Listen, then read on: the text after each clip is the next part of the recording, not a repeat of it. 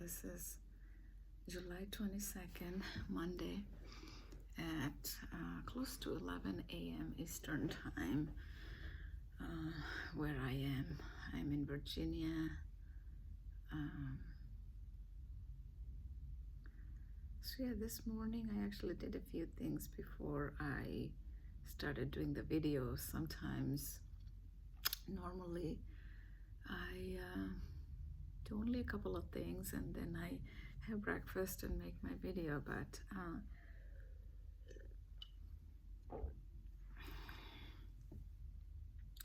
this morning a couple of interesting things happened. So yesterday I was reading this book, Louise Hay, You Can Heal Your Life. Actually more listening than reading, because I went to the gym and then I was kind of tired. So yeah, I went to the gym because I kind of forced myself. I felt the stress built up in my body a little bit, so I had to push myself to go to the gym, which was a good thing. And sometimes that's what I gotta do, even though we might be stressed, tired, but even a 10 minutes walk could help. Something to change that flow, because the flow normally, when I say flow, it's the how our mind is going. Either it's going in the negative direction or in the positive direction. It probably would be easier to keep it in the neutral zone, but sometimes when we feel physically tired, our mind gets also tired and exhausted, and the other way around. When our mind is exhausted and tired, then our physical body feels that way too. So last night I slept relatively well, so that was helpful. A couple nights before then I didn't sleep too good, and I think I overdid stuff on Saturday, and which was on me. I figured that next time I need to, because I'm in my midlife, this channel I named Midlife Mindfulness. I think I was not mindful when I was doing all these things, and I did, and then I got exhausted. So that's what I think I have to figure out next time. Before I get too tired, too exhausted, I rest up. Like Saturday, I was doing a lot of things in the house, cooking and whatnot, and in the afternoon when I had a little time, instead of kind of laying down and resting, I was reading, which is not a bad thing, but sometimes we just need a little rest, just laying down, even if you're not sleeping. So anyway, so I'll talk about the book, but I do want to focus on the progress part. Yesterday, since I was a little stressed and stuff like that, I think from progress perspective, later in the day I did a little better after I went to the gym and all that. I think it was better. It's kind of remembering that impermanence of things, and more often than not we forget, right? We make the little things on our life big, and I try to remind this to myself. A friend of mine said once that which I say a lot of times in some of these videos, that if something doesn't matter in 5 years, do not spend more than 5 minutes thinking about it. It is such a great advice, because most of the things, when we get worked up about and start worrying about, is something that we won't even remember in 5 years. We probably won't remember in 5 days, right? But we make these things so big. We think that those are permanent. Everything is permanent, but nothing is permanent. So that was something, I think, when I got stressed and I kind of forced myself to go to the gym, that was a progress, having that awareness. And that's what I'm practicing more as part of mindfulness, thinking about what I'm thinking about throughout the day. And sometimes I'm making the videos to keep myself on this path. And sometimes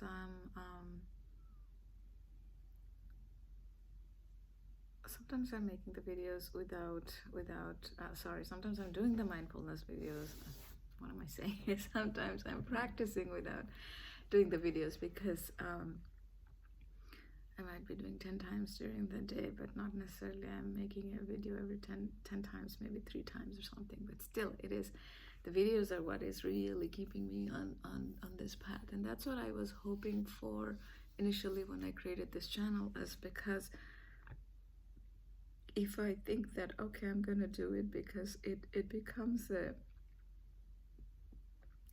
one of those things that, okay, I'll do next, and I just don't do it. And I'm so grateful for the people I see that who subscribed, and I see all of them like returning viewers. So I'm thankful that whoever you guys are coming and checking it out. So that inspires me to keep going in this path. In Buddhism, Thich Nhat Hanh, he talks about finding a sangha. Sangha is a community, because without the community, it is so easy to discontinue the practice. And that was one of my fear, that even though it's been 8 months I'm practicing mindfulness, that I might, when things get even more busy at some point, when I start working, then I might drop this practice, because I do not want to drop this practice. This has been one of the best things in my life. Mindfulness practice has been one of the best things in my life. It has been very transformative. It has been the feelings that I felt through this, even when in sometimes most challenging situations, it's undescribable. It's undescribable. And sometimes they would call this as mini enlightenment. So when you feel content, when you remember that everything is impermanent, we are in this art school to learn new things. And art school is the term I think Wayne Dyer used to use. And those things helps us to focus on the broader perspective instead of focusing on the little things in life. And yeah, those are amazing things. And feeling the connection to Mother Earth, the tree, the sun, and the moon, and the blue sky, the cloud, the water, and how everything is interconnected. I have never felt this before, ever. So it helps you to ground yourself. And we as human beings, we have egos, and no matter how much we try to get rid of that ego, it comes back. It shows up in many different forms. When we try to do something in a certain way, when we want to disagree with other people, it is that ego. But when we take that observer stance, where they would say no judgment, no criticism, no blame, these are the things. And sometimes those things, judgment, criticism, blame, those are straightforward, and sometimes they are not straightforward. It could be through our expression, it could be through other indirect ways, and those are the things eventually goes away, because those comes from the ego. So I'm learning. Excuse me. I'm learning a lot from Thich Nhat Hanh books. I have many books that I have read so far. This is one of the amazing books I was reading a little bit yesterday. And Present Moment, Wonderful Moment. And it's a tea kettle in a cup. And as you read the books, it just your body relaxes. And ever Buddhism resonates with you, if anybody watches this video, um, say you are tired, you're exhausted, if you didn't have the time to exercise or anything, just read the Thich Nhat Hanh books, especially the how to books, how-to series. He has about 11 books, and this is one of the how-to books, How to Fight. This is actually how to not fight, basically. Even though the name says how to fight, it talks about like how to not fight, how to be compassionate, how to be kind. And I'm learning more and more about this. The key thing is, which is so hard to believe or understand, is that we need to love ourselves. We need to show compassion for ourselves, and we need to come out of guilt for anything bad that we may have done before, because as long as we carry it for ourselves, we carry it for others.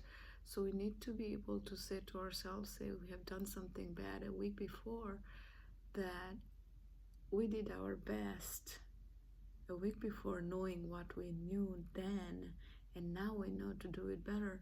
And that helps us from releasing that emotion, because all the emotions, good, bad, it kind of gets stuck in our mind and body, and then more we can release those thoughts for other people and for us, it's better. If we can hold on to the good feeling, that's a good thing. But unfortunately, sometimes our mind goes in the other direction, right? So it's important to keep releasing those things, because I have this mantra that I've been trying a lot. As soon as I wake up in the morning, I'm glad that my mind goes in there, that I try to remember, okay, I accept, and I have connected this with my body parts. This is from another a video from Jason Stevenson on YouTube, how he has a sleep meditation where he talks about getting rid of the destructive energy from the body and label the good energies in our body parts, and it really works amazingly. So this part, I say that I accept the things that I can't change. I actually transformed it a little bit yesterday. I accept everything, because I think a lot of it is like our words and energies, and that's what I'll come to this book, the Louise Hay book. She also talks about change the vocabulary to be more positive, because positive words brings more positive energy. So I accept everything. It's not only the things I can change, but the things I can change, because sometimes what happens is we can change certain things, and we do, but we are not fully accepting of our own decision, and we ponder over it, we resent over it, or we are not fully there. So saying that I accept everything kind of makes that more, we get into more into the accepting zone, and it becomes positive. And then I live in the present moment, and in the present tense, saying that is important in my left arm. And the right arm is, I am kind to all beings. Yeah, if you're hearing this first time, it will sound weird touching it to body parts, but it does work, and it helps you to kind of memorize the mantra or the affirmation better, actually. So I think I'm going to add another one, because our throat chakra is how, in Louise Hay's book, I learned that this is more about the speech, and whatever we are thinking or feeling, the way we are connecting with the outer world is through our speech, because people don't know what we're thinking about. People don't know what we're feeling about.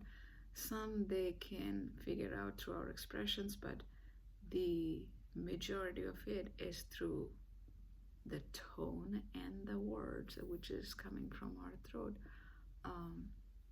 Especially in today's virtual world, when people can only hear us and see only this part of us, not the whole of us.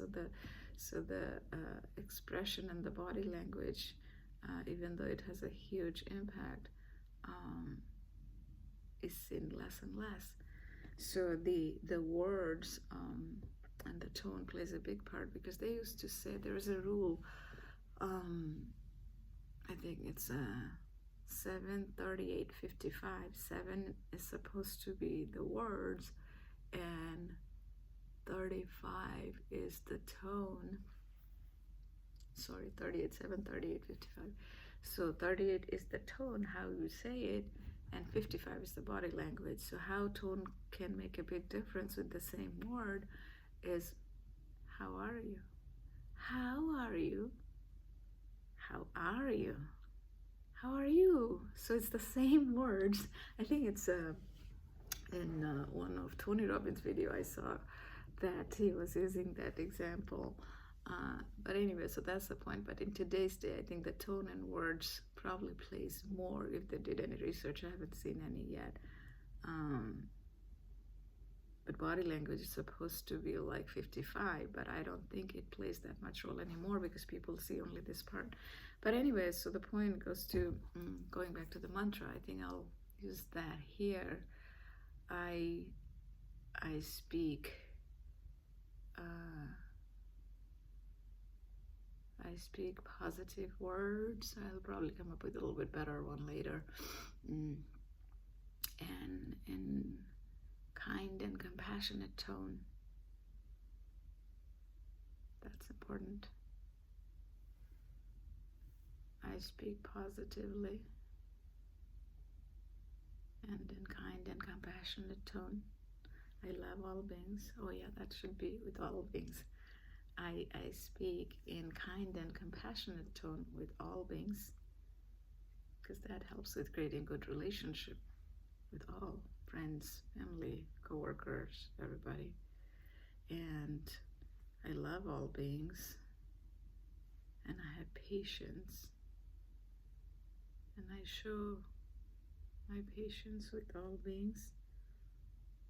And my left leg is I forgive all the events and all the people, and I thank them for teaching me the lessons that I haven't learned yet from the past, present, and future. And my right leg is I find positives in all situations. So yeah, so these mantras are very, very important. That helps me to live by, that is helping me to live by these mantras on a regular basis. So I'm grateful for this, and it is helping me to transform, because this is my goal, that this year, as I have started the journey in December, 3-4 years ago, I had major health challenge where I was able to heal myself by doing many different things. And I think as far as emotional challenge goes, I have been in a very challenging situation late last year, and I'm grateful for all of that, because without that path, I won't be learning all of this, and I had to unlearn a lot, because they said to learn something new, you have to unlearn a lot of things that you already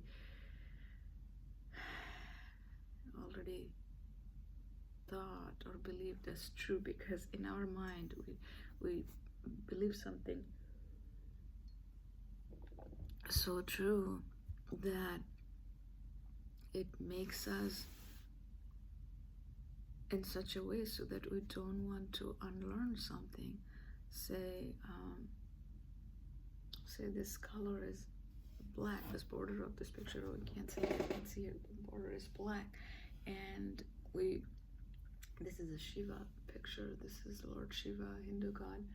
I bought it from Amazon, and this black color, and we always learned it's only black. Now somebody all of a sudden comes and tells us that black color is actually a mixture of all the colors, and we know that, okay, actually white is a mixture of all the colors, and when you run that white ray through the prism, you can see all the colors. But in black, I'm like, no, that's not true, and then you have a conflict. But then instead of that, if we don't judge, don't criticize, don't blame, because normally our mind would get so strong to start debating that they are not right and we are right, because all our life we knew that only white color has all the other colors in it. So we build that invisible wall that we are not even listening, we're not even open. But what is important is to have that open mind to see how or why they are saying it, right? They may have a reason why they're saying it. They probably grew up with that they have seen an example. And then when we have that open mind and we ask with that curiosity, there's a term called compassionate curiosity in Buddhism. And I think I've read it in other books too, compassionate curiosity. So when you have that compassionate curiosity, which is I'm trying to learn, I don't think I had that,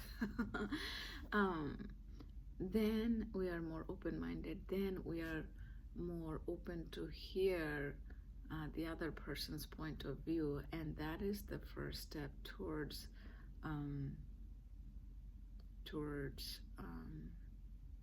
unlearning and learning something new. So, and sometimes when we open the door, that's when the information comes in, and that's when we can build it with the logic that we know. Then the person may show, okay, see, here is a different kind of prism. It's just a random example, of course. Here's a different kind of prism, and then I see that I have never seen that kind of a prism before. And if you run that black light through that prism, then you can see all the colors. And I'm like, oh, okay, that's because I was not exposed to that before, and that's why I didn't know and I didn't believe. But if I don't have that compassionate curiosity, I'm shutting that door even before I'm hearing the story, like why or how they're saying it. Like, so that is important in every aspect of our life. When we are at home, talking to our family members, even when we are together for many years, there are still, we all grow, like we ourselves grow, other people also grow. So to learn their perspective, having that compassionate curiosity is important, especially with child. It was funny, yesterday Alice and I, my daughter Alice, she's 8 years old, we were playing this game of 5 things.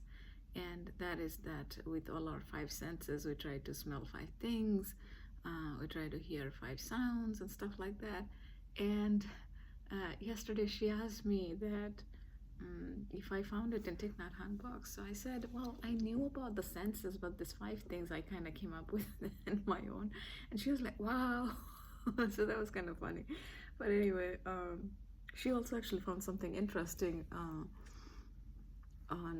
she was playing with the Alexa machine for music, and then there was this Tibetan spaniel dog. They were bred by the monks, and those dogs, their face is sort of like a lion, and I didn't know that actually the lion has a big significance in Buddhism. So I was like, oh, Alice, you taught me something about Buddhism, so that was interesting.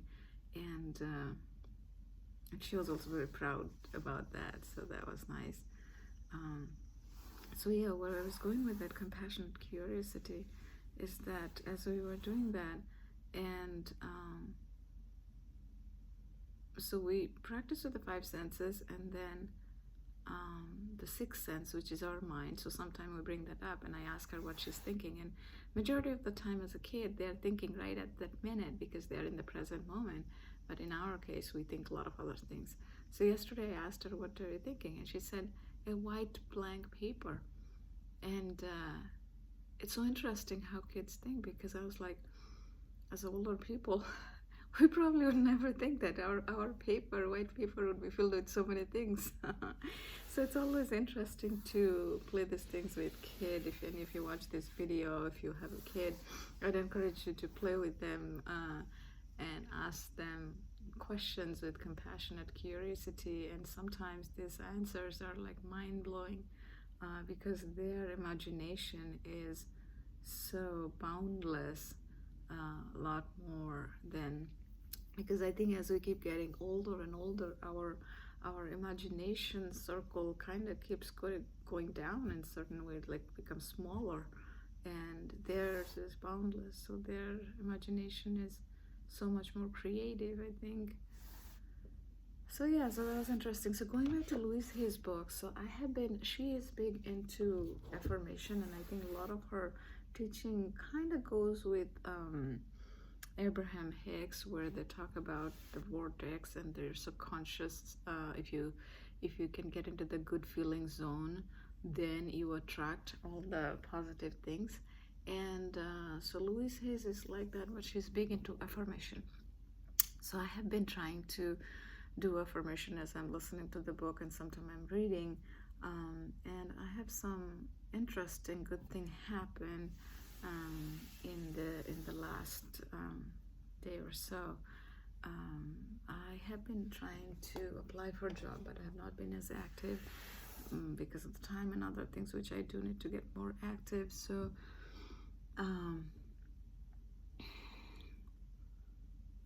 oh, I just saw that my daughter put in another sticker on my laptop. It says ice job. It's like a nice job, some sticker I bought for her. So this is, it says ice job. She's so funny. So anyway, there was a good distraction. I give her this card every morning. I got it from Amazon, and she loves it, and I'm so grateful that the idea came to my mind last week. Somehow I was reading a book, and she loves it, so that's good. We also play with gratitude card. I kind of keep getting distracted with random things, but anyway. So the affirmation, so I kept doing affirmation, and then I got an interview this Friday, and generally there are a lot more rounds, and this is more like to see if it's a fit their requirements and my experience. But in Louise's book, what she says is, don't think about the how, and that's the part even in Abraham Hicks they talk about when you're trying to attract something. I'm trying to attract a harmonious job, a job where in my family life I'm able to spend a good time with Alice. She's only 8 years old, and more than, it's like very soon when she's in middle school, she won't be ready to spend as much time with me. More probably would be wanting to spend more time with her friends, and definitely when she's in high school it'll be even less and less, and 10 years from now she'll be in college. So I do want to spend that quality time with her, so that's important. So that, and then I want to do some traveling. Alice loves traveling too, so that's important. And there is other house chores and whatnot.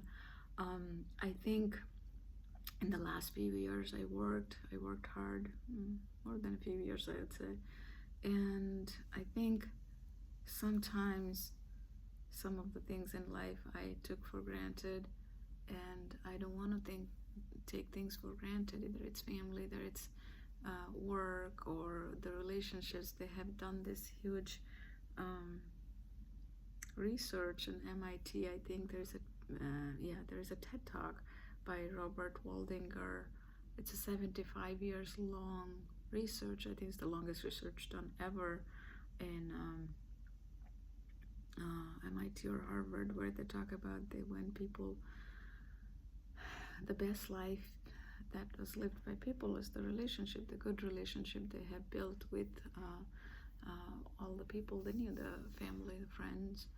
So also Warren Buffett talks about when you get old, the most important thing that you think is the love you received in your life. So it's those, love necessarily doesn't mean that only by your partner, but it's all your kids and your friends and co-workers and stuff. Like, it's not necessarily the word love, it's more like having that good relationship that helps us as a human to live our life in a peaceful way, in a looking forward to, like when you think of work, you feel good enough that when you go back to work on Mondays, you feel good. And I have been in those situations where I was excited to go back to work on Monday mornings. And in my career, I have worked a little over 20 years, and that always didn't happen. And I think a lot of time it is about with ourselves. And so that time when that happened, I was reading this book a lot, listening actually, How to Win Friends and Influence People.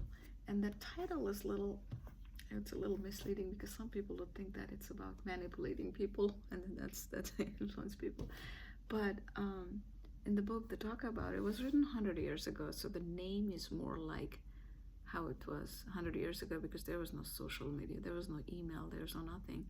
So people had to make friends to do business with them. People had to make friends to be connected with them. So this was the rules that applied back then. It is the simple way is the message is still all about how to be kind and compassionate. That's what my read is from this book, especially when people are unkind, because it's easy to be kind to somebody who is kind to us, because that doesn't take any extra effort.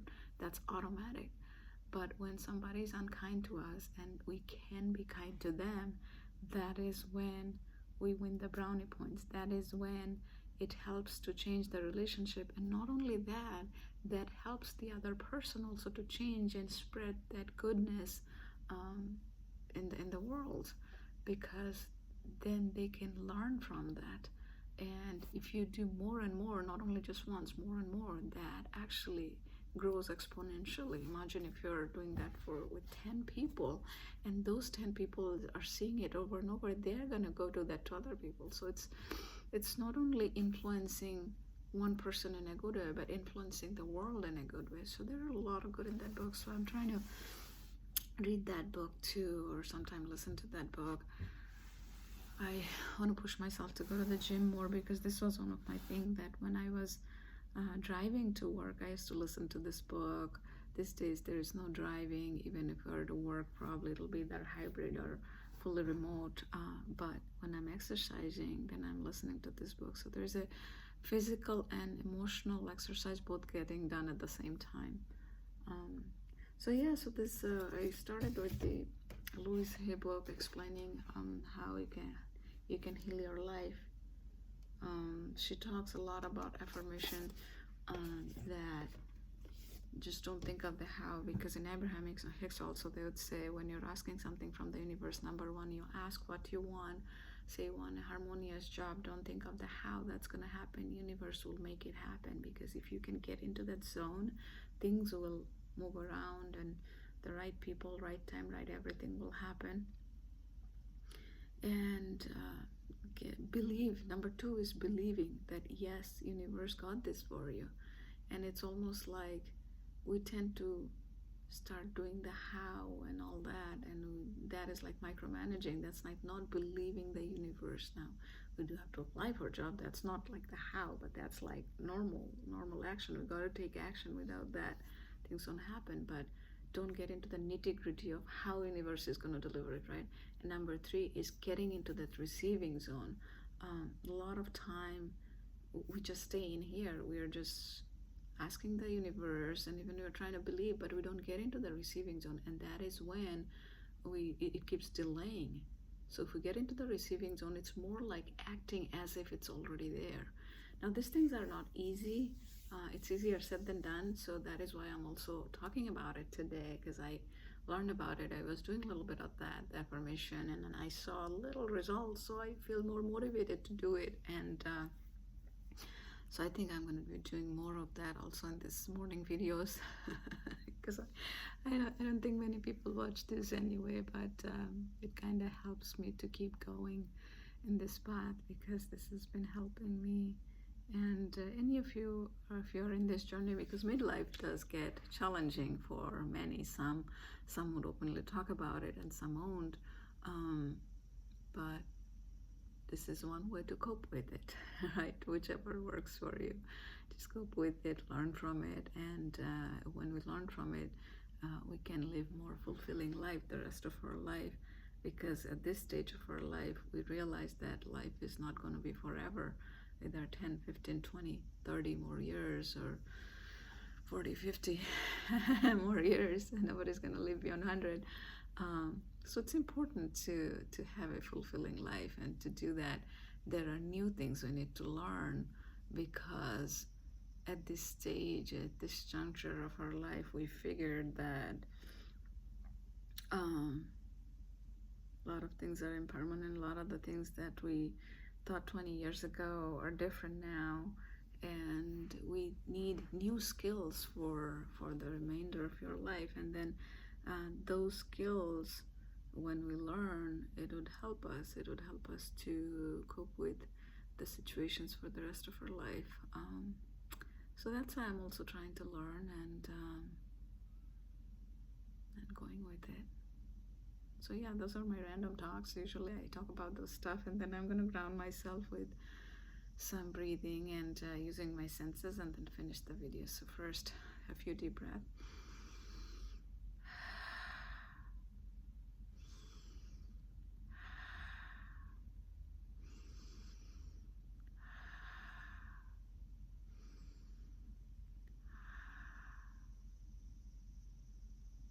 I can hear the sound of some birds. I can hear myself talking. And I can hear maybe a lawnmower or something. I don't really know what it is. Very quiet sound, but I can hear it a little bit when I focus.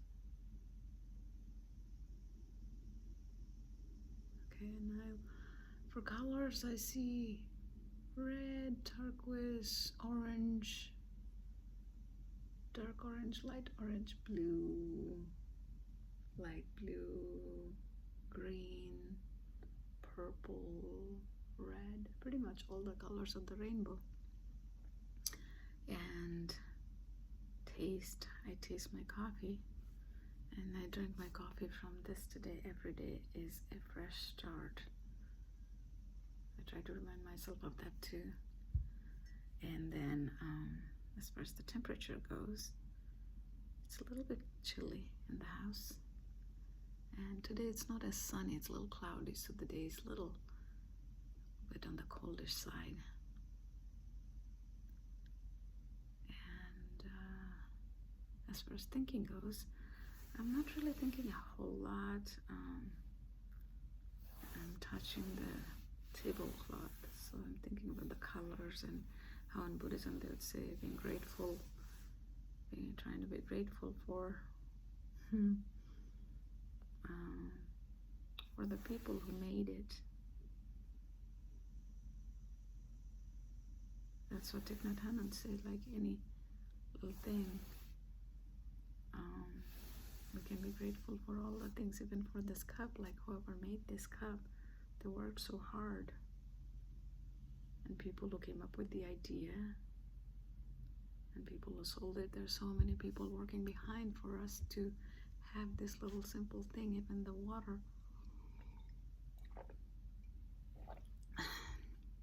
So many people working behind the scene for us to have this clean water. So we can be grateful for so many things in our life, and how we are all interconnected. Makes my heart full thinking all about it.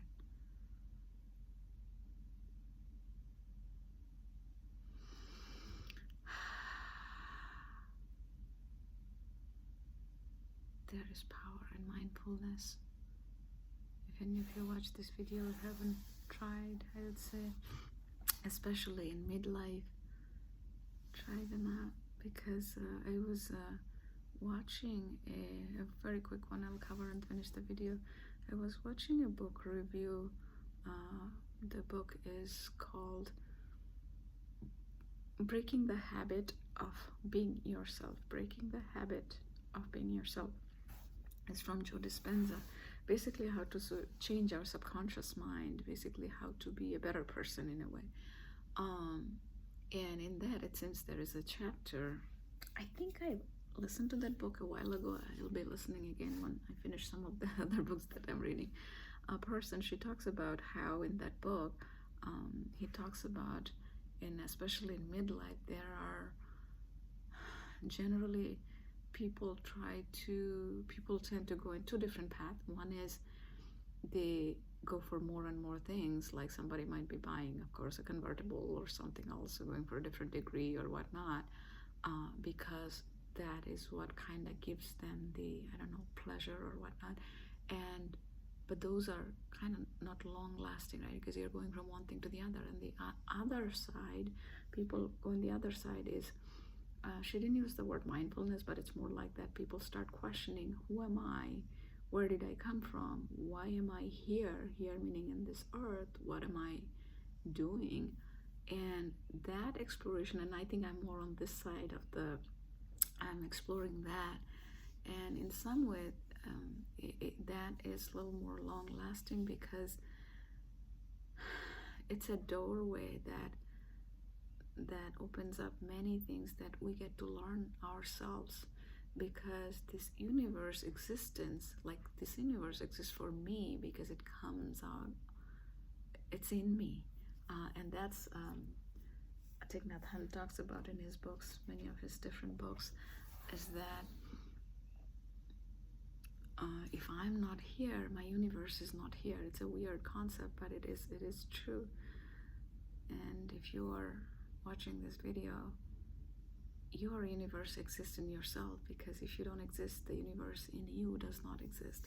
So it's an interesting concept. So a lot of this gets us into thinking how large this universe is, how large this galaxy is, and then it helps us to sometimes remember to keep the little things little in our life. The thing that my friend was talking about, that if something doesn't matter in 5 years, don't worry about thinking more than 5 minutes about it, because that's what in life is so important. We hold on to things, we cling on to things, and we try to change things, we try to control things, because we think everything is permanent. Nothing is permanent, right? What happens today, what happens tomorrow can be totally different in many different ways. So yeah, learning to let go of those emotions, those thoughts, those challenges is so important. Forgiving people from the past is also about letting go. I actually did a quick meditation from the Insight Timer a couple of days ago, and sometimes different meditation teaches you different thing, even though the topic could be similar. In that, it was about letting go, and I think my understanding of letting go was different until a few days ago, until I did that meditation. It was, letting go is not about letting go of a thing or a people or your old job or something. Letting go is about letting go of those parts of ourselves that are not serving ourselves anymore, because in the past those deep beliefs or the emotions that was creating challenges, and now we are aware, now we are a little more skillful as we are learning. Now we know that those emotions, those challenges that we hold on to in our mind so tight is not helping us. So let those emotions go, let those challenges go, let everything flow through ourselves. Like how in Buddhism they would say, a cloud, the thoughts are like cloud, let them come and go. It's almost like let your body and mind to be like that, like everything comes and goes, everything comes and goes, comes and goes. So with our breath, each breath, I think we take about 22,000 breaths in a single day. And if we can imagine those breaths in each moment is cleansing our body and mind, imagine how we'll feel. It will feel so much better, so much more positive. We just let go with all those emotions in every breath. Okay, so I'm going to try those 5 breaths. I actually came up with the breath part at the end as I was talking, it came to my mind. So I just said it. So I'm going to try 5 of that, and throughout the day I might try some more.